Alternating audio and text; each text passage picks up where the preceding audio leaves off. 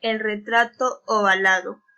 El castillo en el cual mi criado se había aventurado a entrar a la fuerza antes de permitirme pasar la noche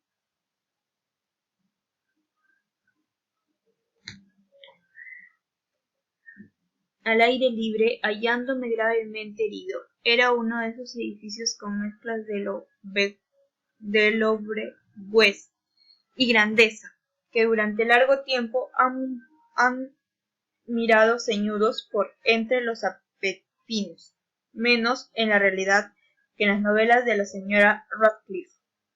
Todo hacía suponer que había sido abandonado de modo temporal y en época muy cercana. Nos instalamos en una de las habitaciones más pequeñas y menos suntuosamente amuebladas. Quedaba en una apartada torre del edificio. Su decoración era rica pero ajada y antigua. Sus paredes estaban adornadas de tapices y engaladas con diversos multiformes trofeos heráldicos junto con un gran número de pinturas modernas con marcos de rico arabesco de oro. Por aquellas pinturas que dependían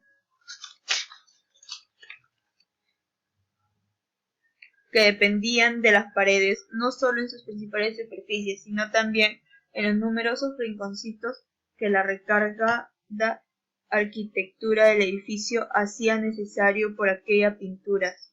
Dijo, el estado de incipiente delirio en que me hallaba había despertado un profundo interés, así que ordené a Pedro cerrar las macizas hojas de la puerta, pues ya era de noche, que encendiese un gran candelabro que había junto a la cabecera de mi cama y que corriese de par en par las cortinas de terciopelo negro que rodeaban a la misma. Deseé que se hiciera todo aquello para poder entregarme, si no al sueño, al menos alternativamente a la contemplación de aquellos cuadros y a la lectura de un pequeño volumen que habíamos hallado sobre un almohadón que contenía la crítica y descripción de los mismos. Mucho tiempo leí y devotamente miré. Las horas pasaron rápida y magníficamente y la profundidad de la medianoche llegó. La posición del candelabro me desagradaba y alargando mi mano con dificultad para no molestar a mi durmiente criado, lo coloqué de manera que sus rayos cayeran más de lleno sobre el libro, pero la acción produjo un efecto completamente inesperado. Los rayos de las numerosas velas, pues eran muchas, caían ahora dentro de un nicho de la habitación, que hasta entonces había permanecido totalmente oculto, por la sombra de una de las columnas de la cama. De este modo vi con vivida luz un cuadro que me había pasado inadvertido.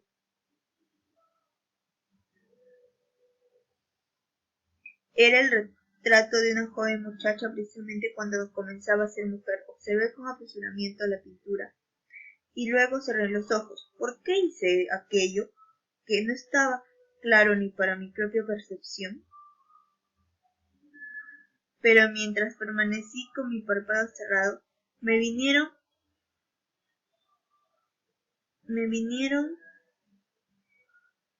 a la mente las razones de mi proceder. Fue un movimiento impulsivo encaminando a ganar tiempo para asegurarme de que mi visión no me había engañado, para calmar y dominar mi fantasía y mirar de un modo más juicioso y real. Pocos minutos después volví a mirar al cuadro.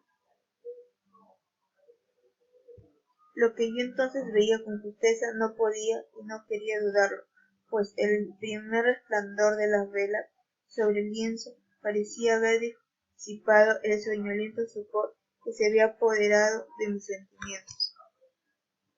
E inmediatamente me volví a la realidad.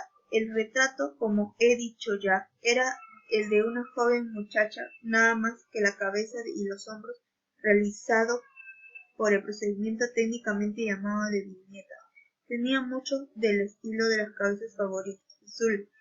Los brazos de pecho y hasta las puntas de su radiante pelo se mezclaban imperceptiblemente en la baja pero profunda sombra que formaba el fondo del conjunto.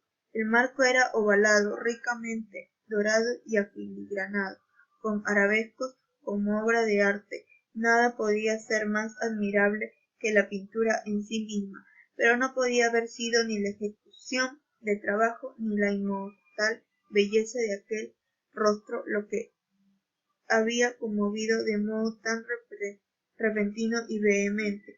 Mucho menos podía haber sido que mi imaginación, sacudida de su adormecimiento, hubiera equivocado aquella cabeza por la de una persona viva. Inmediatamente vi que las peculiaridades del cuadro, de la viñeta y del marco debían haber disipado enseguida tal idea. Debían haberme evitado hasta una momentánea distracción.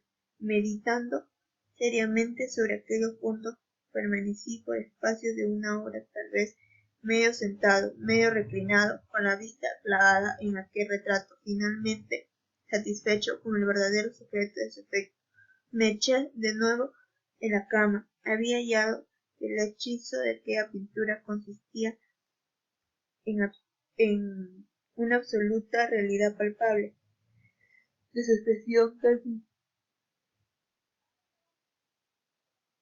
que al principio me sorprendió y finalmente me confundió, me subyugó anadándome con profunda y reverente temor. Volví a colocar el candelabro en su primitiva posición. Habiendo sido apartada de mi vista la causa de mi profunda agitación, me dediqué a leer el libro de que trataba, de aquellos cuadros de su historia. Pasé las hojas hasta encontrar el número designaba el retrato ovalado y allí leí las vagas y curiosas que decían así: era una doncella de la más rara belleza, no menos amable que llena de alegría. Fue mala hora cuando ella se enamoró y se casó con el pintor. El apasionado estudioso austero había depositado su entero amor en el arte. Ella, una doncella de la más rara belleza, toda luz y sonrisa juguetona, como un cervatillo, amaba todas las cosas y sólo odiaba el arte, que era su rival. Sólo temía la paleta, los pinceles y otros desfavorables instrumentos que la privaban de la presencia de su amada. Fue, por lo tanto, una cosa terrible para aquella señora oír hablar al pintor de su deseo de retratar también a su joven esposa, pero ella era humilde y obediente y estuvo dócilmente sentada durante muchas semanas en la oscura cama de la elevada torre, donde la luz caía sobre el pálido lienzo solamente desde el techo. Pero el pintor se tomó un enorme interés por aquella obra, que iba adelantando de hora en hora y de día en día. Era un hombre apasionado, extraño y taciturno, que se perdía siempre en fantasías, de tal modo que no quiso ver que la luz que caía de modo tan lúgubre en la solitaria torrecilla iba agotando la salud y el ánimo de su esposa, lo que a todos preocupaba menos a él. Con todo, ella sonreía y continuaba, sin quejarse nunca, porque veía que el pintor ponía en su obra un afán ardiente y encendido, trabajando día y noche en pintar a la que tanto amaba, pero cada día estaba más decaída y más débil. Y a decir verdad, algunos que contemplaron el retrato hablaron de su parecido en quedas palabras como que de una poderosa maravilla y demostración no sólo del talento del pintor, sino de su profundo amor por la que pintaba de modo tan magnífico. Pero al final, cuando el trabajo se iba terminando, no se permitió entrar a nadie a la torrecilla, pues el pintor se había vuelto loco con el ardor de su trabajo y rara vez desapartaba sus ojos del lienzo, excepto para contemplar el rostro de su esposa, y él no quiso ver cómo los colores que se extendían sobre el lienzo eran arrancados de las mejillas de las que tenía sentadas junto a él. Y cuando hubieron pasado varias semanas y quedaba ya muy poco por hacer, salvo una pincelada sobre la boca, un tinte sobre el ojo, el espíritu de la dama flaqueó como la llama que amenazaba extinguirse. Dio la pincelada y el toque, y por un momento el pintor se quedó extasiado ante la obra que había realizado, pero inmediatamente, mientras todavía la observaba, se puso tembloroso, muy pálido y fantasmal. «Esto es realmente la vida misma», gritó, pero al volver los ojos de pronto para contemplar a su amada, ésta había muerto. Fin de El retrato ovalado.